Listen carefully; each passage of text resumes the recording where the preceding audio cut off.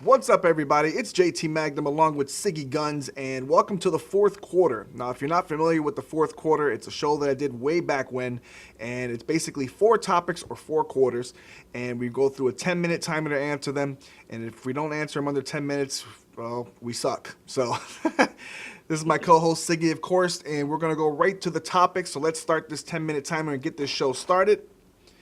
Now, the first topic is the best of the unbeatens in the NFL season so far, and who's the best to challenge the 72 Dolphins record of 14-0, basically going undefeated for the whole season and winning the Super Bowl that way. Siggy, what do you think?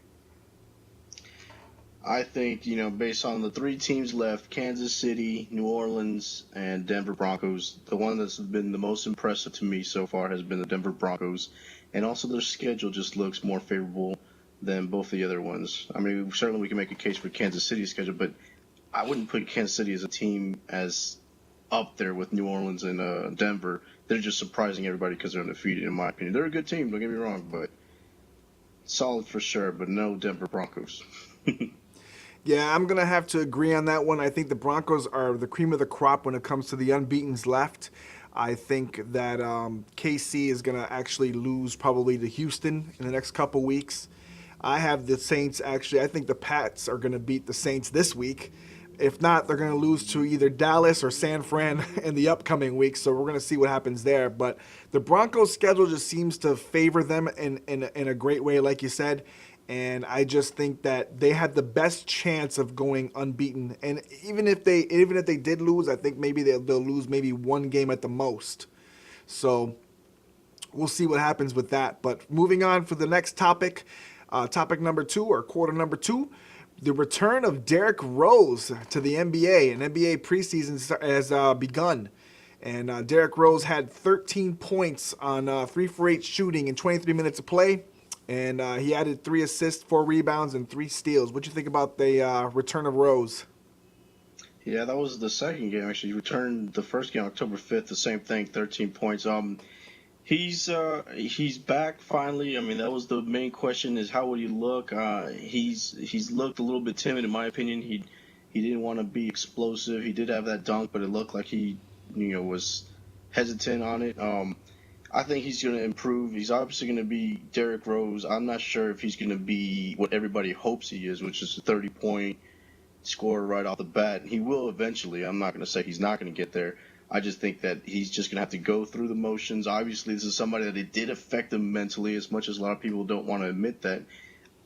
You can go ahead and go with the excuses that I've been hearing all the time, which is you've never had this injury before. How do you know? People are different, et cetera, et cetera. The fact is, 3 other players had that same exact injury, and I know everybody heals differently, don't get me wrong, but you had 3 players come back from it all around the same time except him. So it has to be the only thing I can think of mentally, and I think that might be the reason why he's still going to be kind of timid and all that until he figures out, okay, it's fine, and then he'll be the explosive Derrick Rose we're used to. Eventually he will get there, don't get me wrong. I just think I was one of the people that ragged on him. I admit that. And I just think that it was a mental thing. And, hopefully he's back. I mean, he's just good for the NBA. He is a star. He is a former MVP. And it's good for the league for him to be back. So welcome back, Derrick Rose. I definitely agree. And I want him back. I hope that he gets back and gets back healthy enough where he feels a lot more confident. Because that Bulls team is a team that won 2 games really shorthanded against the Heat last year. Oh, yeah. And imagine if they were completely healthy, and especially healthy with a Derrick Rose. So I mean, I've said it all along. The Heat got lucky last year. To me, they got lucky with their schedule because in the playoffs, because a lot of the teams they had to face had key injuries to their teams. Indiana had Danny Granger out. Chicago had like 3 players out. There was all these perfect moments for the Heat to be able to face teams with injuries, and I just want the Heat to be able to face the actual teams with their star players in them. And Derrick Rose is the key to that, to Chicago being very effective and going far in the playoffs. So I'm looking forward to it. I hope he does well, and we'll see what happens. But for quarter number 3. Topic number 3, we're going to discuss the Cowboys-Broncos game. That was the game of the year so far in the NFL. It was an amazing game to watch offensively. Sucks if you like defense. But What I want to talk about is the Romo interception. Now, he threw that obviously. He's trying to make a play happen. You see DeMarco Murray open. DeMarco Murray probably could have got a few yards. But is Romo elite, in your opinion? Romo is, I live in the Dallas area, and it was funny. I was watching this game, and as soon as it went to commercial with 2.5 minutes left, I tweeted to everybody, "This is where Romo becomes Tony Romo, and he's gonna choke." And sure enough, it happened. Literally like 20 seconds later.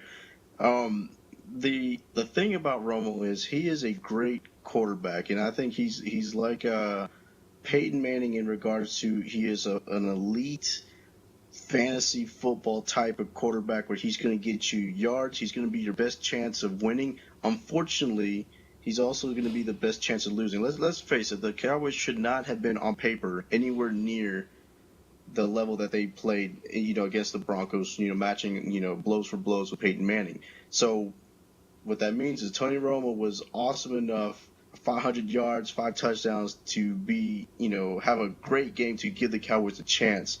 And unfortunately, that chance also was taken away by him in the end. So, the question if he's elite, I mean, he is an elite quarterback for numbers, but whether you put him up there whenever, it's all said and done, if he doesn't win a ring, he's just going to kind of be in the breath of like I'm going to put him with like a Warren Moon, some guys that, I mean, he obviously Warren Moon's in the Hall of Fame, but some guys that are up there that just, they're not going to be in the same breath as Marino and all that. Yeah, I agree. Yeah, I agree 100% on that. Romo's just one of those quarterbacks that like it just seems like he can't win it. He can't win it all. He's only got one playoff win to his repertoire, to his whole career. And unfortunately in the NFL, if your elite status is considered Super Bowls, either making them or winning them. It's you got to bring your team to the promised land, or got to bring your team to elite status that way. And the only way to do that is to win playoff games, and he hasn't done that.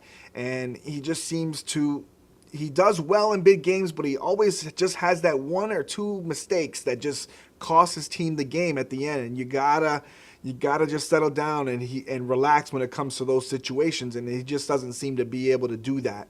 So I don't know. To me, he's elite, like you said, in numbers, but that's about it.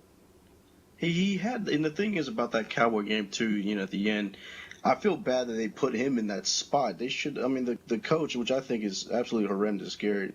The play calling was bad all around. I mean, everybody knew that Denver was going to be ready for Romo at that point. I mean, this is the last drive, at least everybody anticipated. And right away, they were bringing pressure to start it off, and they got that sack, which I thought also was a horse collar tackle, but I guess that's another topic. But whenever he got in that play, I thought for sure they were going to run the ball first. At least if they're going to bring this pressure right away, if you do a draw play, that could have been a 7-8 yard run instead of that sack. And then that would have opened up the playbook for anything else afterwards. You could have either gone with another run, slant, anything but what happened in the end, which was he got sacked. Now all of a sudden there's, second and long, and now they're looking for deep throws, and that's what, ultimately got the interception.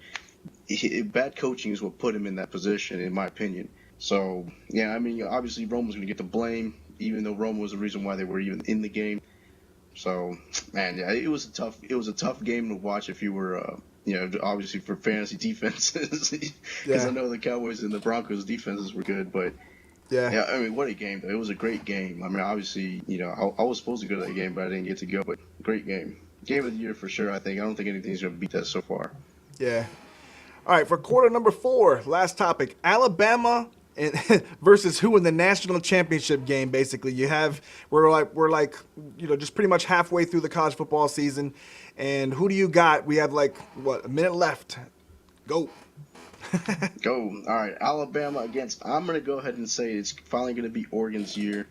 Oregon's been lights out offensively like they always have been. Now the only team that they're gonna be facing is Stanford, which is a very tough team, and they're the ones that always seem to put them in the back of the pages whenever it comes to the big game. I think this time Oregon has learned. Oregon's going to go for it. Alabama versus Oregon in the championship. I hope that's what it is, because if Oregon loses, I do not want to see an undefeated Ohio State team, which is obviously what's going to happen. Looks like I don't want to see Ohio State in there because I don't think they deserve it over some of these other teams, and hopefully Clemson can pull it off also, but we'll see. Yeah, I'm with you in that one. I'd like to see Alabama, Oregon, even though I have this really crazy feeling that Oregon's going to somehow blow it.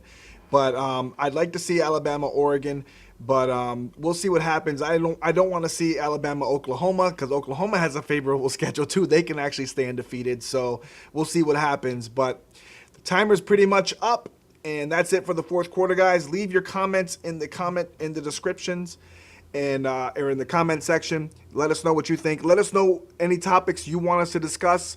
Mostly, I'm gonna have to tell you, it's gonna be NFL, college football, college basketball, NBA basketball. When we get into baseball and hockey and stuff, I really just did not get into that. That's gonna have to be a show for another time. Siggy is the man when it comes to that stuff, so feel free to ask him questions if you want. But leave the topics mostly football and basketball. And we will, and because that's what it is, 4 quarters in football and basketball. So we got periods in hockey and innings in baseball. Yeah, so this is the fourth quarter. Exactly, that's true. So thanks guys for watching, and stay tuned for next week. Like I said, leave any kind of questions you have in the description, and we'll try to get them on the show for the next topics for the next week. All right, peace out. Fourth quarter, we out.